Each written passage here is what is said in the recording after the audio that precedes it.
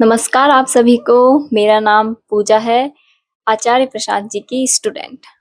आपको एक कोट के माध्यम से मैं बताना चाहूँगी कि जब मैंने पहली बार आचार्य जी को देखा, तो मुझे कैसा महसूस हुआ, एपी कम्युनिटी, पीएएफ मेंबर्स कैसे अरेंजमेंट करते हैं, कैसे व्यवस्था करते हैं, वो अनुभव मैं आपके साथ साझा करना चाहती हूँ। तो एक कोट से शुरू करते हैं, बेधड़क जीने में समस्या क्या है? क्यों खुद को बंधनों में बांधना है? बेधड़क जिएंगे, समस्या क्या है? जितनी परिस्थितियां प्रतिकूल होंगी, उतना ही आपके भीतर का बल प्रकट होगा। संघर्ष अपने विरुद्ध पुस्तक में बहुत अच्छी बातें लिखी रखी है आचार्य जी। तो अब मैं आपको सब कुछ बताना चाहूंगी। मैं पहली बार आचार्य जी के लाइव सेशन में उनको देख पाई, ये अवसर मुझे मिला और मुझे उस चीज को देखने के बाद, उन अनुभवों को जीने के बाद ऐसा लगा कि मेरे पूरे जीवन का सबसे खूबसूरत पल ही वही हूँ। मैं वहाँ खुद से मिल पाई, जितना पास से खुद को देख पाई, उसकी कोई व्याख्या नहीं कर सकता, मैं स्वयं भी नहीं। ये स्त्री पुस्तक उसका उदाहरण है, आंतरिक बल की ओर जो जो आया है मेरे अंदर। तो आपको स्टार्टिंग से बताना चाहूँगी। जैसे ही रेखा दीदी का फ़ोन आया कि तुम्हारी टिकट कन्फर्म हो गई है, क्योंकि मेरी जो दूसरी आईडी है उससे मैं जुड़ पाई हूँ। फर्स्ट आईडी से थोड़ी टेक्निकल इश्यूज़ आ रहे थे, तो मैं जुड़ नहीं पा रही थी। अब उसमें फ़ोन पे नहीं है, न्यू फ़ोन है, तो फिर उन्होंने खुद के फ़ोन से टिकट बुक की थी उस सेशन की। ग्रेटर नोएडा, गौतम बुद्ध यूनिवर्सिटी विश्वविद्यालय जीबीयू, वहाँ पर। 4 दिन का सफ़र बहुत अच्छा रहा। हम तुरंत निकले और नाइट को हम न्यू दिल्ली पहुँचे, सराय रोहिल्ला रेलवे स्टेशन। वहाँ से हम मुखर्जी नगर गए हमारी फ्रेंड के रूम के पास रहने के लिए। फिर हमारा जर्नी स्टार्ट हुई वहाँ से। नोएडा के लिए हम रवाना हो गए कैब बुक कर कर। फिर तो ये था कि बस आचार्य जी से मिलना है। सुबह 5 बजे वेटलैंड सेंचुरी पर आचार्य जी की जो एक्टिविटी थी, वो वहाँ पर होने वाली थी। लेकिन हम जीबीयू जो हमारा मैप था, उसके अनुसार चल रहे थे, जो आचार्य जी ने लोकेशन भेजी थी। लेकिन हमारा जो कैब ड्राइवर था, वो अपने अनुभवों के अनुसार रास्तों में घुसाता गया और हमें एक ऐसी जगह पर लाकर खड़ा कर दिया हमारी गाड़ी, जहाँ इधर खड्डा, उधर खड्डा, कम से कम 15 किलोमीटर तक ऐसी गलियाँ, जहाँ से वापस आना तो क्या, हमें ऐसा लग रहा था कि हम खड्डे के बीच में गाड़ी फँस गई है, वो ऊपर भी नहीं चढ़ रही है।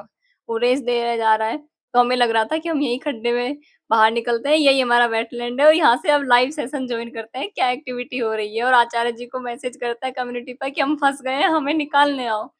तो ये अनुभव रहा पहले ही दिन, हम लेट हो गए थोड़ा। फिर हमारा ग्रुप जो हमें मिला, हम पहुँच गए बाद में जिज्ञासा।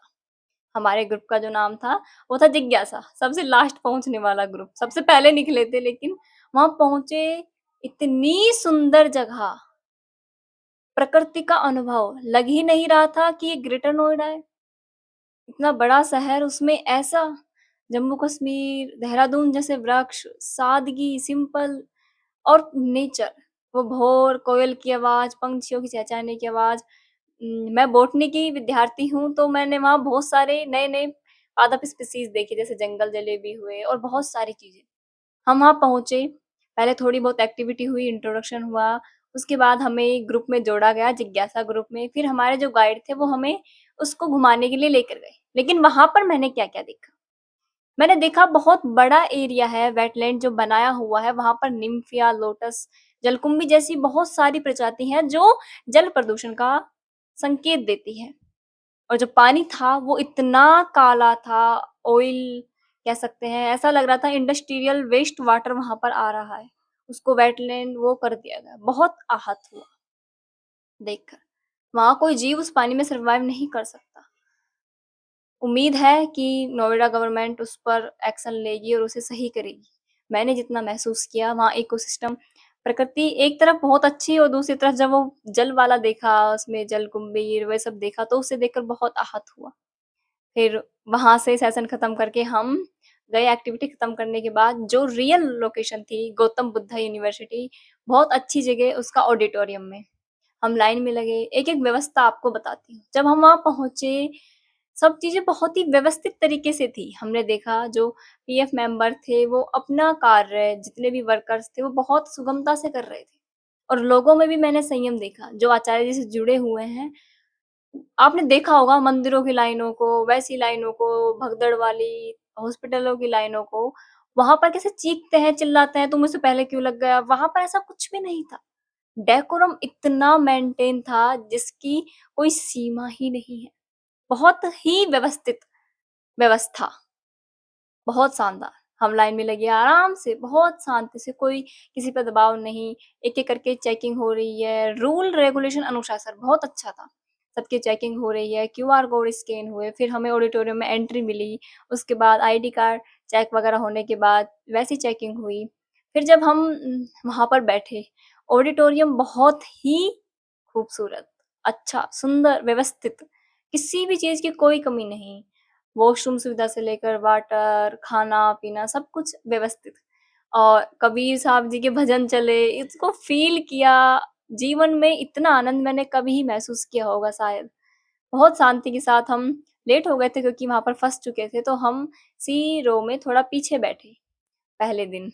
लेकिन फिर हमने शाम को निर्णय किया कि अब हम जल्दी निकलेंगे ताकि हम आचार्य जी को और करीब से देख पाएँ। काफ़ी लोगों ने सवाल पूछे, फिर जब हम शाम को पहुँचे तो यही हुआ कि रिज़ल्ट आ गया था संतोष का, आगे बैठे थे हम पीछे की तरफ सी सेक्शन पर ही, तो रिज़ल्ट आया, हम पीछे चले गए उठकर बाहर, फिर खूब रो लिए, हँस लिए, खुशी मना ली, फिर वापस आकर सेशन लिया आचार्य जी का, फिर नाइट को अपनी होटल जहाँ रूम पे ले रखा था, हम वहाँ गए। वहाँ भी ऐसे ही हमारा रूटीन ऐसा हो गया था कि हम सिर्फ़ आधा घंटा या 1 घंटा सो पा रहे थे क्योंकि 6-6, 8-8 घंटे का लाइव सेशन, उसके बाद 5-5, 6-6 घंटे की एक्टिविटीज़ और फिर भी थकान नहीं। हम कोशिश करते थे कि और जल्दी उठ पाएँ, आचार्य जी के सामने हम अपने आप को देख पाएँ, आचार्य जी को देख पाएँ और आपको एक दृश्य बताती हूँ जो मुझे बेहद ही सुहावना, मन को छू जाने वाला। जब आचार्य जी का हम इंतज़ार करते रहते हैं, वो आएँगे, आएँगे और जब वो आते हैं तो वो कम से कम 2 या 3 मिनट तक हाथ जोड़कर इस तरीके से सर को रखते हैं बहुत देर तक।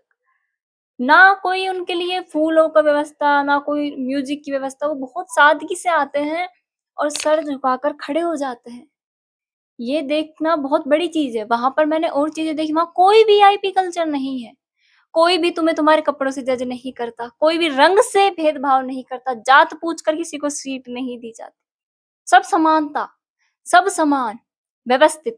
एक गुरु और शिक्षक के बीच में जो फ़ासला होता है, वो भी आचार्य जी बताते हैं। एक व्यक्ति पैर हिला रहे थे सोफ़े पे बैठकर आचार्य जी के सामने, तो डाँटा भी आचार्य जी ने कि एक मर्यादा होती है गुरु और शिक्षक के बीच की, उसे मत भूलिए। मैं तुम्हें बहुत सस्ती चीज़ नहीं दे रहा हूँ, उसका आदर करना सीखिए। वो देखिए, शाम के जब अगले दिन था तो क्योंकि लोग बहुत आए थे और रिसेंट टाइम पर रजिस्ट्रेशन की वज़ह से ठोड़ी व्यवस्था भी वो हो गई थी, तो खाना और पानी बीच-बीच में एक बार थोड़ा उसकी शॉर्टेज आ गई थी, लेकिन मैंने लोगों में बेचैनी नहीं देखी। वो बहुत ठहराव से इंतज़ार कर रहे थे, किसी ने आर्ग्यू नहीं किया, सबको पता है बहुत अच्छी व्यवस्था थी और अगर यही जगह कहीं और होती तो भगदड़ हो जाती, आप सुनते भी हैं इतने लोग मर गए, वहाँ वो ऐसा कुछ नहीं था। और दूसरी चीज़ मैं आपको बताना चाहूँगी कि वहाँ महिलाएँ बहुत स्वतंत्र महसूस कर रही थी। मैं पहली बार इस तरीके से अपने परिवार के बिना किसी मेंबर के सिर्फ़ मेरी बहन के साथ, वो तो पहली बार ही ग्रेटर नोएडा आई है। न्यू दिल्ली उसने पहली बार देखा, मैं गई वहाँ पर, मुझे बिल्कुल डर नहीं। रात के 3-3 बजे सेशन हो रहे हैं, हम 4 बजे होटल पहुँच रहे हैं, फिर वहाँ से कैब और हाँ, कैब में भी डरने की कोई बात नहीं, पहले कहते थे मैं के बाद भी फ़ोन आता है कि आप सुरक्षित पहुँच गए हैं क्या? वो सब चीज़ अच्छा लगा। ये सब चीज़ें मैंने देखी वहाँ पर आचार्य जी के अच्छा ही लगता है। लेकिन सामने आचार्य जी हों और फिर सुनना, मेरी दोस्त तो मन मुग्ध हो गए थे। बस उनसे नज़र हटाने का ही मन नहीं कर रहा था। बस सुनते रहे, ज्ञान बरस रहा था काफ़ी-काफ़ी बार तो हम लेने में भी असमर्थ हो गए थे और आचार्य जी ज्ञान दिए जा रहे थे, सच्चाई बताए जा रहे थे, चेतना की तरफ ले जाए जा रहे थे। इनको शब्दों में भी व्याख्या नहीं की जा सकती है, वो खुशी मुझे महसूस हुई वहाँ पर जाकर। और अब दोबारा से आचार्य जी आ रहे हैं यूके से वापिस। कोशिश यही रहेगी पूरी पूरी क्या, पूरी ही है 100% की जाने की। बीच में सिस्टर की तबीयत खराब हो गई थी तो हमें लास्ट सेशन हम नहीं ले पाए थे अच्छी तरीके से और हमें आना पड़ा क्योंकि पीएफ कम्युनिटी के सारे मेंबर कह रहे थे हेल्थ ज़्यादा ज़रूरी है, प्राइमरी ट्रीटमेंट। तो हम वापस ग्रेटर नोएडा से दिल्ली आए, दिल्ली से फिर अपने स्थान पर पहुँच गए। अब बस घर जाना है और बेहद खुशी है। घर इसलिए जाना है क्योंकि 8 बुक आचार्य जी की और आई हैं, उनको लेकर आऊँगी, फिर आपसे मिलूँगी। धन्यवाद आप सभी का।